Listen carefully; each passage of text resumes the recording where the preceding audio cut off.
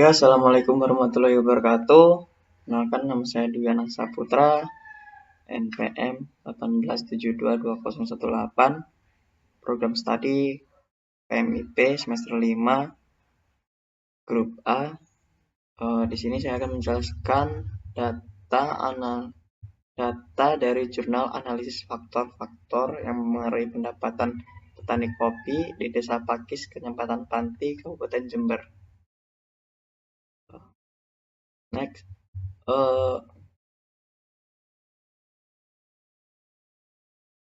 Di sini dilatar belakangi dengan kopi merupakan salah satu komoditas perkebunan yang mempunyai peran penting dalam kegiatan perkebunan, salah satunya kegiatan perekonomian di Indonesia. Eh, Lanjut, yaitu Desa Pakis. Desa Pakis adalah salah satu tempat penghasil kopi robusta di wilayah Kabupaten Jember. Wilayah ini adalah salah satu kawasan tempat wisata yang dikelilingi tempat mayoritas adalah hutan. Selama ini pengolahan hutan di Indonesia selalu menyisakan konflik antara petani hutan dan pemerintah. Itu karena petani hutan yang selama ini kelola hutan karena turun-temurun dari nenek moyang, mereka diserobot dan tidak diakui haknya oleh pemerintah. Itu sebabnya eh, itu sebabnya adalah suatu penguasaan penuh pengolahan hutan di tangan oleh pemerintah. Nah, dari setelah kejadian tersebut, kondisi hutan itu mengalami kerusakan yang cukup parah. Jadi kondisi ini sangat meresahkan masyarakat sekitar. Nah, dari kejadian tersebut, masyarakat sekitar membentuk suatu kelompok dengan visi mewujudkan kelestarian hutan dan membentuk hutan ini berdampak sosial. Nah, dari visi tersebut, kelompok dari masyarakat ini bekerja sama dengan pemerintah daerah tersebut untuk menggarap suatu lahan hutan tersebut menjadi menanam. Jadi apa ya? Memproduksi beberapa jenis tanaman. Salah satunya yaitu kopi. Nah, di situ jenis kopi yang diutamakan yaitu adalah kopi robusta. Karena dengan umur masa tanamnya sekitar 1-6 tahun, jumlah panennya per tahun dari hasil produksi petani sekitaran 5.000 ton. Dan dengan masa panen kopi setahun sekali, tepatnya sekitaran bulan Mei atau Agustus. Dan pemasaran kopi ini biasanya dijual melalui tengkulak, tentunya dengan harga yang murah. Nah, kelemahan pemasaran kopi ini adalah satu ancaman bagi kerugian petani. Dan sampai saat ini belum ada penyelesaian untuk mengelola hasil produksi kopi ini. Nah, di sini dari jurnal atau skripsi ini dilakukan penelitian itu karena produksi yang dilakukan mengenai lahan digunakan berbeda dengan lahan petani kopi, yaitu hutan gitu. Jadi lahan yang digunakan itu bekas hutan gitu. Itu sebabnya penelitian itu dilakukan. Bukan hanya itu, pengolahan produksi kopi juga dilakukan berdampingan dengan tanaman-tanaman lainnya yang digunakan masyarakat untuk menambah pendapatan. Jadi cuma tidak hanya tanaman kopi, yaitu tanaman-tanaman lainnya juga. Oke, next. Tujuan dari skripsi atau jurnal ini untuk mengetahui seberapa besar faktor-faktor yang mempengaruhi pendapatan petani ini. Dan di sini ada 3 tujuan, yaitu eh, semuanya adalah biaya. Yang pertama itu adalah biaya sewa lahan, yang kedua adalah yang B adalah biaya pupuk, yang ketiga adalah biaya biaya tenaga kerja. Next. Nah, di sini pembahasan faktor-faktor yang mempengaruhi pendapatan, diantaranya itu biaya sewa lahan, biaya tenaga kerja, dan biaya pupuk. Sebenarnya ada beberapa faktor yang mempengaruhi pendapatan. Ada dan yang saya ambil itu hanya 3. Nah, ini dari 3 ini akan membentuk variabel, yaitu variabel X1, X2, dan X3. Faktor-faktor ini yang sangat mempengaruhi, maksudnya yang eh, apa ya, sangat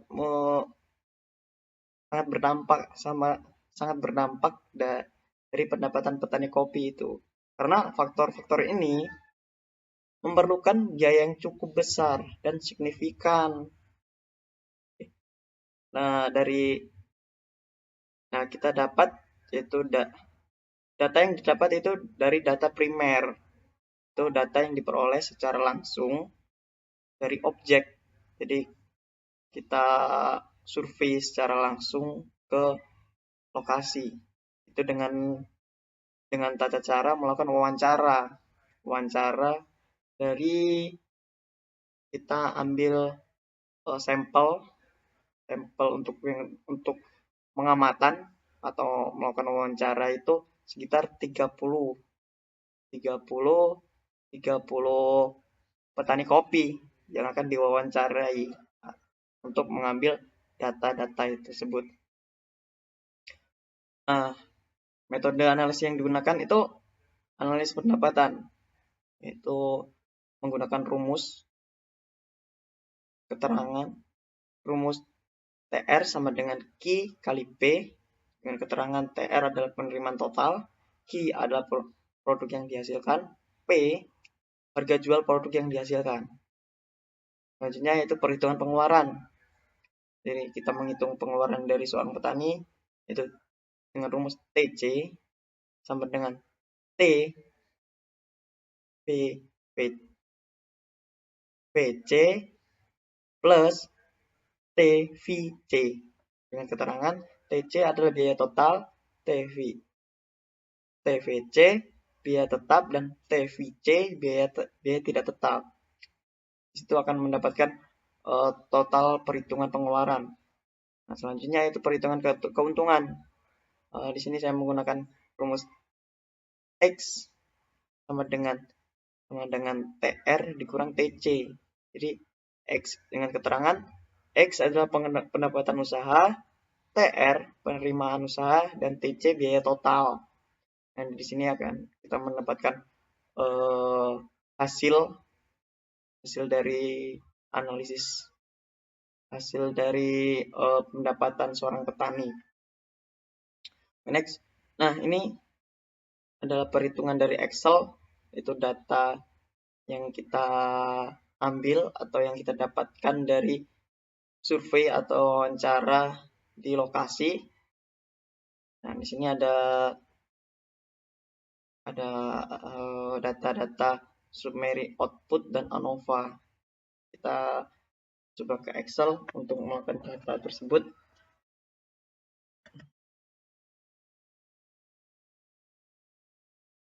Di sini ada data kita mengambil sampel 30 sampel dari survei di Desa Pakis. Di sini ada dengan keterangan Y sama dengan biaya total, X1-nya adalah biaya sewa lahan, X2-nya itu biaya pupuk, dan X3-nya itu biaya tenaga kerja. Nah, di sini udah ada total dari totalnya biaya. Di sini ada total biaya sewa lahan, di sini ada total biaya sewa pupuk, dan di sini biaya tenaga kerja. Nah, di sini udah kelihatan nih. Biaya yang paling mahal itu biaya tenaga kerja. Oke. Nah, kita yakinkan lagi kalau biaya tenaga kerja ini emang sangat berpengaruh pada pendapatan petani kopi. Oke, nah di sini ada rumus model atau persamaan regresi. Nah di sini ada interpretasi. Nah di sini ada nilai. Nah di sini nilai ini kita dapat dari tabel yang kita dapatkan dari ANOVA. Oke, cara mendapatkan tabel summary output dan ANOVA ini kita menggunakan cara otomatis. Itu tahapnya itu pertama itu kita blok semua data 30 data, terus sebar 30 data. Nah di sini kita ke menu data ke data analisis. Nah di sini kita menu banyak nih, menu yang apa ya, untuk mencari tabelnya.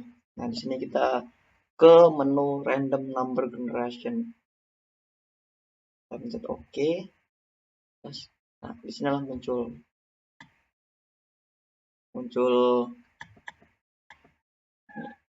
tabel summary output dan ANOVA buat tabel ini. Nah di sini ada di summary output achieve test or as questionnya itu 1. Jadi bisa dibilang itu 100% regression statistik.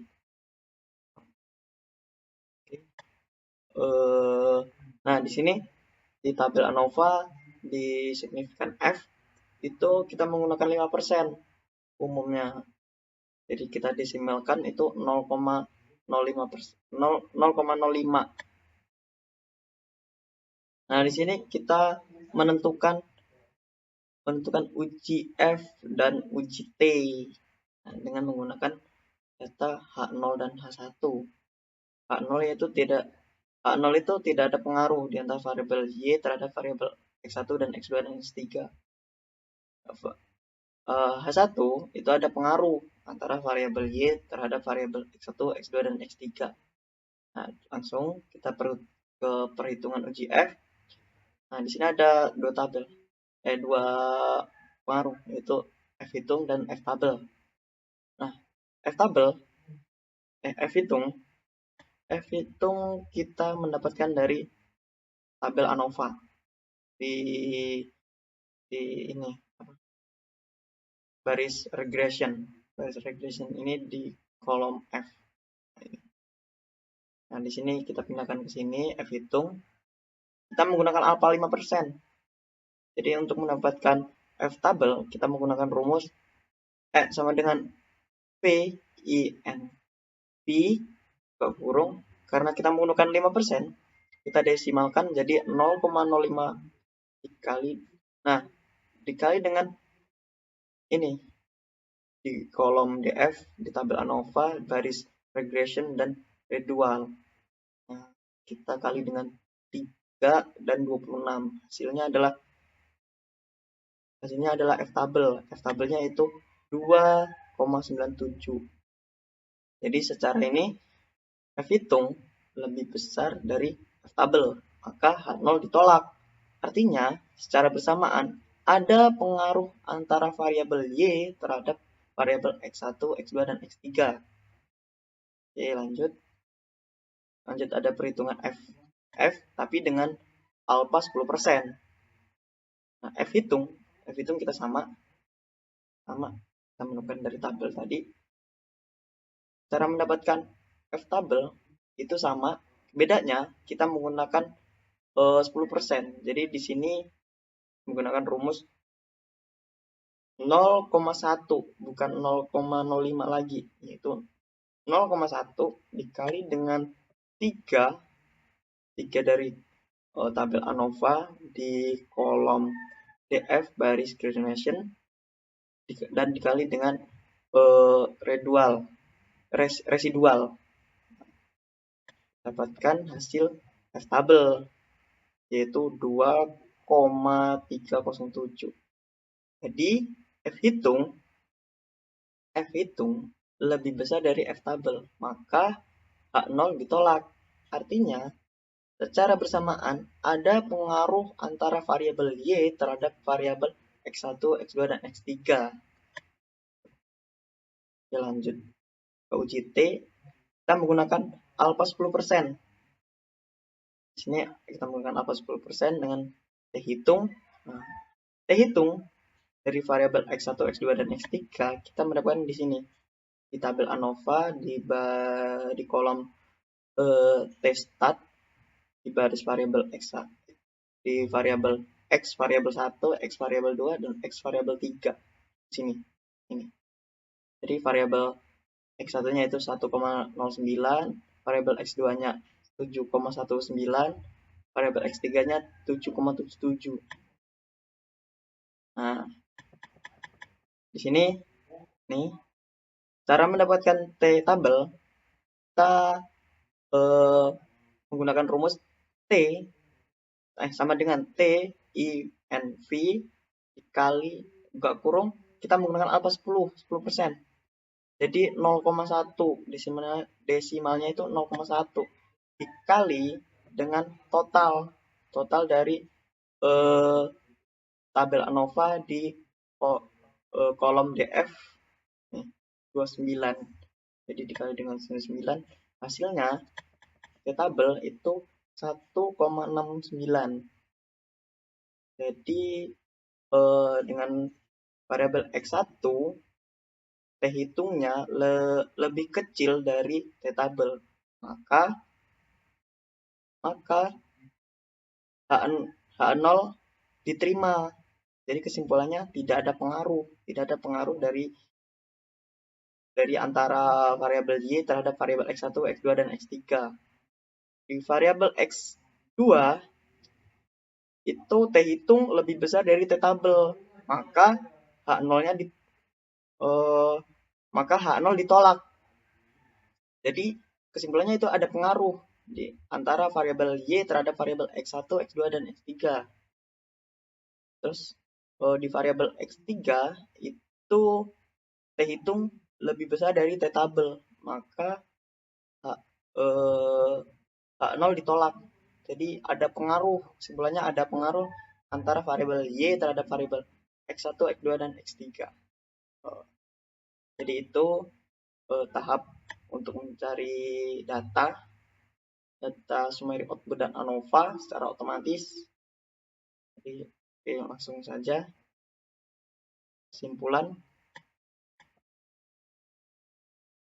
Jadi kesimpulannya itu dari skripsi atau jurnal ini, secara bersamaan biaya sewa lahan X1, biaya pupuk X2, dan biaya tenaga kerja X3 itu berpengaruh signifikan terhadap besaran pendapatan petani kopi. Terus yang keduanya secara parsial, bahwa variabel biaya sewa lahan X1 itu tidak berpengaruh signifikan terhadap besaran pendapatan petani kopi. Sedangkan variabel biaya pupuk X2 dan biaya tenaga kerja X3 itu berpengaruh signifikan terhadap besaran pendapatan petani kopi. Itu secara parsial. Nah, di sini ada variabel yang sangat berpengaruh signifikan terhadap besaran pendapatan petani kopi, yaitu variabel X3, yaitu variabel biaya tenaga kerja. Ini variabel merupakan variabel yang paling berpengaruh berpengaruh signifikan terhadap besaran pendapatan petani kopi di Desa Pakis, Kecamatan Panti, Kabupaten Jember. Nah, mungkin itu data analisis faktor-faktor yang berpengaruh pendapatan petani kopi di Desa Pakis, Kecamatan Panti, Kabupaten Jember. Mungkin itu yang bisa saya sampaikan. Terima kasih.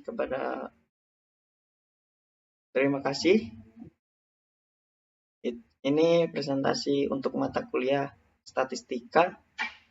Kurang lebihnya saya mohon maaf. Saya akhiri. Wassalamualaikum warahmatullahi wabarakatuh.